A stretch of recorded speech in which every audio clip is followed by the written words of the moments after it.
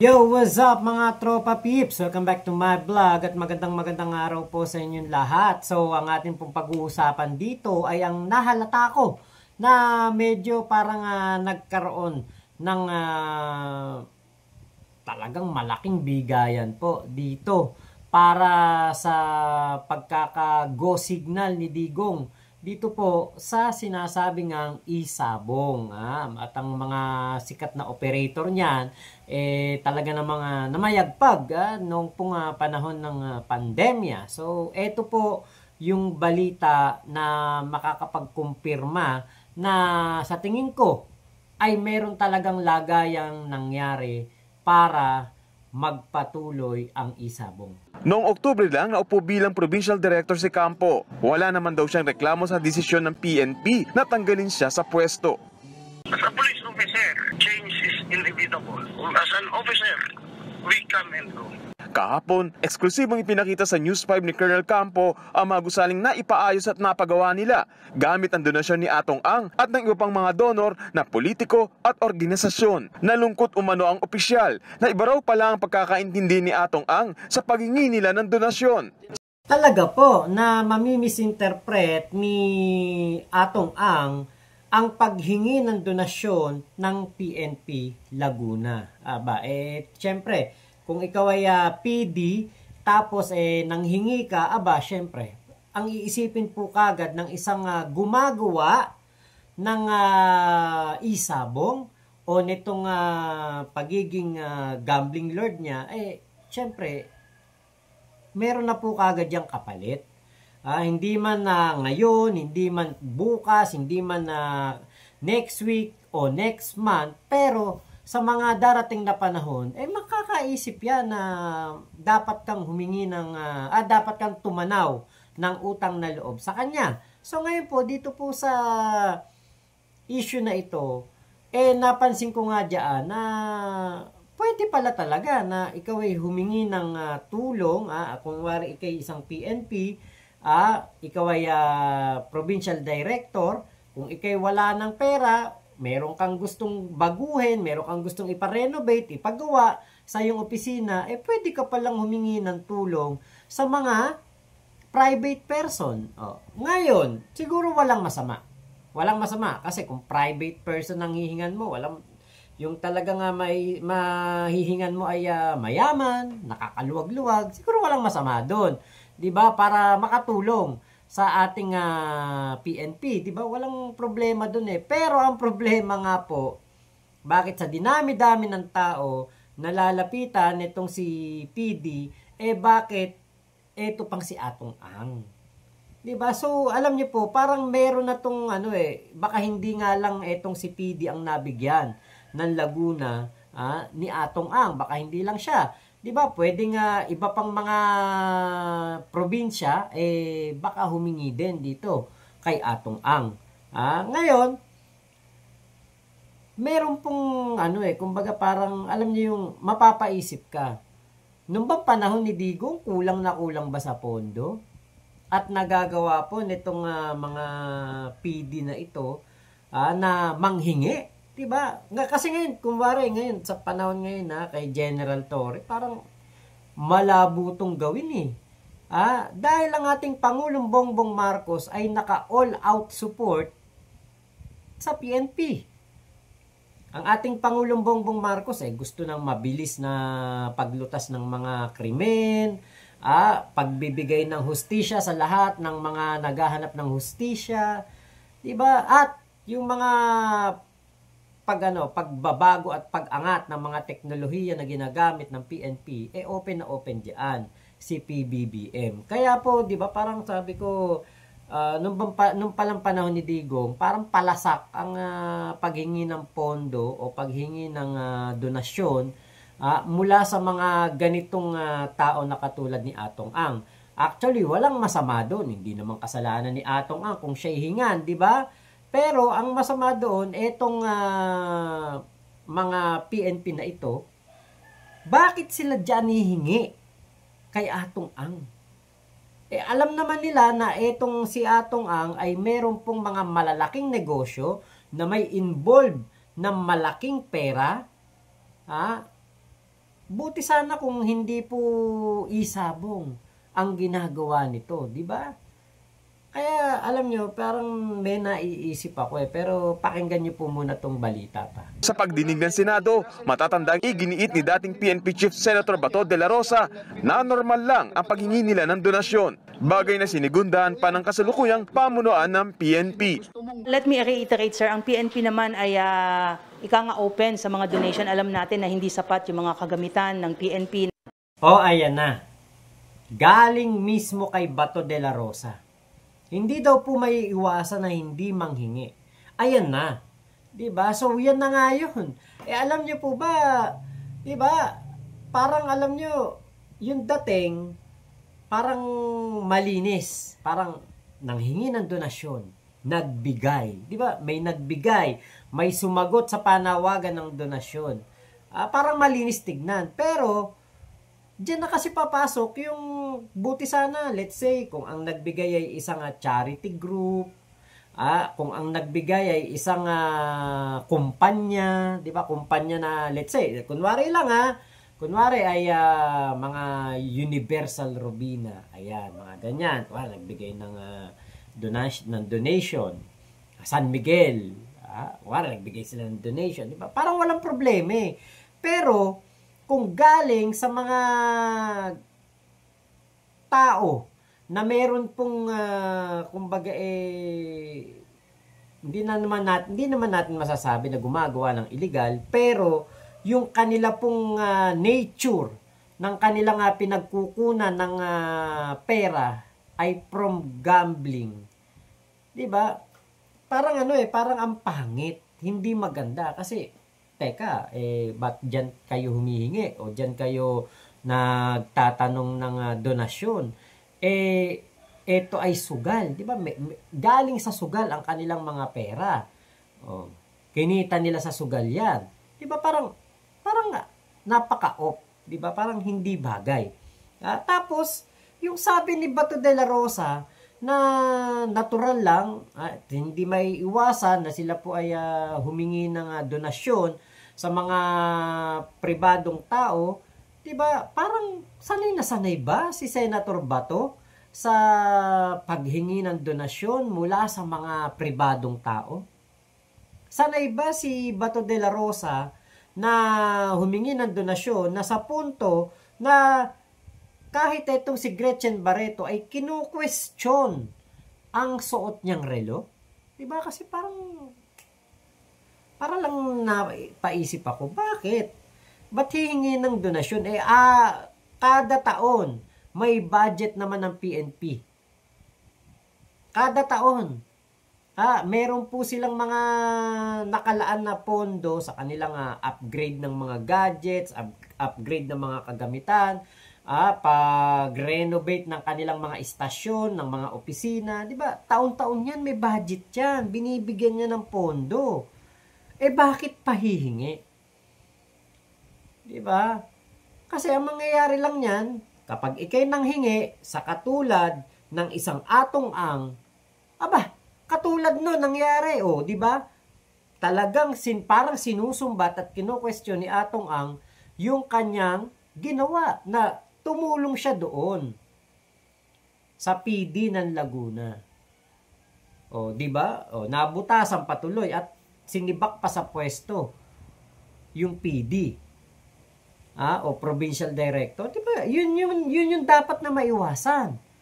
Yung mga ganong pagkakataon kasi katulad nun, paano kung hindi nagkaroon ng usok? Kung hindi nagkaroon ng issue dito kay Atong Ang, hindi pa natin malalaman na yung PD pala ng Laguna ay nabigyan ng 1 milyon na donasyon at pinampagawa nga daw po ng mga opisina, pinaayos, renovation. Maaring nakatulong. Maganda yung intention. Pero, after nun, di ba, parang naniningil. Di ba, parang obligado ka na magbayad ka ng utang na loob sa akin kasi tumulong ako sa iyo.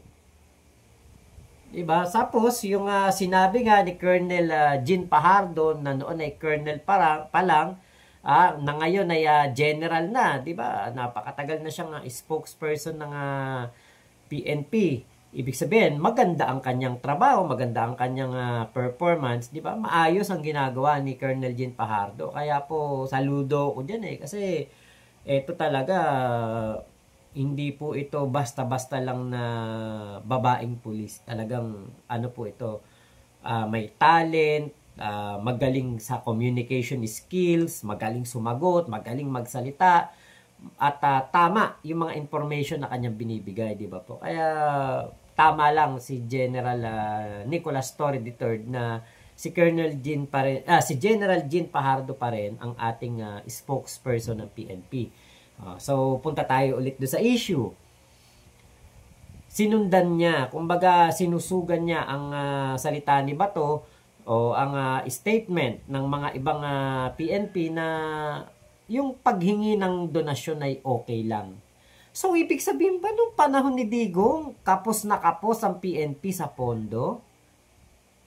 Saan napunta yung mga pagkalaki-laking pera na inutang ni Digong noong siya ang presidente? Saan napunta yun? Diba kasi napakalaki po nung halaga na yon na inutang ni Digong Napakalaki nun. Nasa 7 bilyon.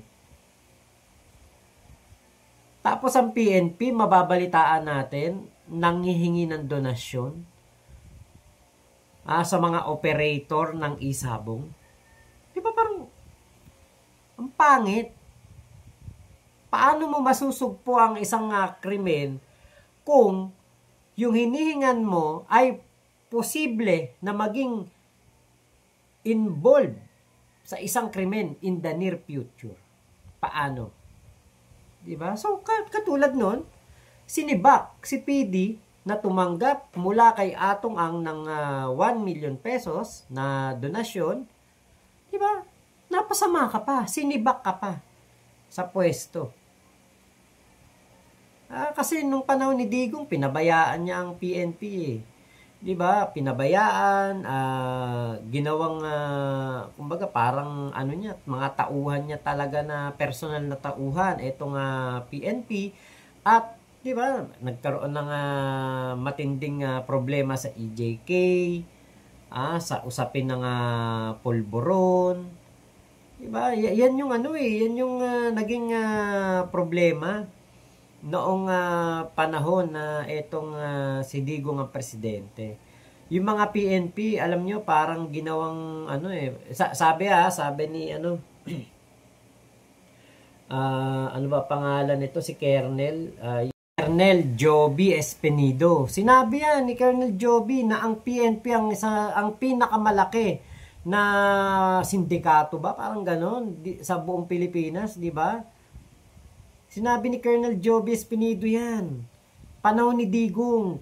Ganun ang ginawa ni Digong sa PNP Kaya nga po ngayon, nakikita natin na nung naupo na si PBBM as our president, nakita natin unti-unti binabangon niya ang dangal at ang pagbabalik ng respeto ng mga tao sa PNP. Lalo ngayon, di ba? From General Marbil to General Torre, talagang ang taas ng moral ng ating mga kapulisan dahil nga po sa napakagandang pagpili kay General Torre as our PNP chief. Yun po, kaya hindi na ako magtaka kung nung panahon ni Colonel Jean Fajardo, dun sa interview na yon, nasabi niya na hindi may iwasang humingi ng donasyon dahil nga ang PNP po ay kulang na kulang sa gamit. Di ba? Hindi na ako magtaka kasi nga si Digong naman nun wala namang inatupag kundi pagpapayaman niya at ang iniisip lang naman nun yung pagpabor sa kanyang mga kaibigan, panggigipit sa kanyang mga kalaban. Di ba? Yun lang naman ay natupag ni Digong. Di ba? Pahiya nga si Digong ngayon kasi itong si Laila de Lima. Talagang acquitted sa kanyang mga kaso. Kahit na binalik ng Supreme Court ba o Court of Appeals doon sa korte, pinapaayos yung mga ginawa ng korte. Pero di ba, acquitted talaga si Leila de Lima. Wala talaga siyang kinalaman sa kahit anong mga usapin ng pulburon dito sa ating bansa. Talagang yun ay tanim kaso, panggigipit lang para tumahimik. O, di ba? Napatunayan ni Leila de Lima na siya po ay wala talagang kasalanan. O, yun ang galawan ni Digong nung kanyang kapanahunan. Kaya kung sino man yung hindi mapasunod ni Digong, ganun ang ginagawa, di ba? Tinatakot, ginigipit, o katulad dito, Leila de Lima, ginipit, o di ba hindi nila nakaya, o hanggang sa makalaya, acquitted sa lahat ng kaso. Pero dito kay Atong Ang nakita natin actually meron pong isang video ko nakita na kung saan si Atong Ang sinisiwalat niya yung lahat ng mga problema niya sa administrasyon ni Digong. Si Vitaliano Aguirre, basta may mga binabanggit siyang mga tao ni Digong na parang parang may plano sa kanya na hindi maganda. O nakikiusap siya kay Digong na buhay daw niya ang nakasalalay, mga ganon. Pero 'di ba, a few moments later, biglang parang naging okay si Atong Ang kay Digong at naging legal pa ang isabong. Kinuha pa nga ni Digong na parang advisor o consultant para sa PCSO si Atong Ang para lumaki daw po ang kita ng PCSO at maayos yung mga gusot doon. Like yung parang gulo nila ni Alexander Balutan, si Sandra Cam, di ba? Kaya alam niyo po, biglang may twist. Biglang nagkaroon ng twist na from ayaw ni Digong noong kanyang kampanya, bawal ang mga illegal, bawal ang mga sugal, bawal ang mga pulburon. Pero, nung naging presidente na siya, lahat naging pwede na. Ultimo pogo na nagkaroon tayo ng mayor na hindi naman Pilipino. Ay nako, di ba? Napakalaking issue po niyan. Talagang tayo po ay naperwisyo ng todo. Kasi sabi ni Digong, papasukin ng pogo, malinis daw, maraming maitutulong na pondo. Malaking pera ang dala nito sa ating bansa. Pero nabalitaan natin, after nang magkaroon na ng mga pogo, hindi naman nagbabayad ng tamang tax ang pogo. At ang dami pang mga pangyayari na hindi maganda na ang involved ay mga nasa pogo. Katulad ditong isabong, sabi, malaki ang kikitain, nanghihinayang si Digong sa kikitain ng gobyerno. Pero, kung meron namang mga hindi magagandang pangyayari na nakakalakip nitong isabong, ba't may pagpapatuloy? Kung mabuti ka talagang presidente, diba, hindi mo hahayaan na ang mga Pilipino ay mapunta sa masama. Mapunta sa kumbagay pagkakabaon sa utang. Diba? Ay nako, talagang alam niyo po, maaring isang bayaning-bayani ang tingin ng mga DDEBs kay Digong, pero sa atin na mga may malay at may kamalayan sa mga ginawa ni Digong, sa mga nakita natin na problema na dinulot ni Digong na hanggang sa administrasyon ni PBBM ay pasan-pasan niya. Yun ba yung magaling na presidente? 'Di ba?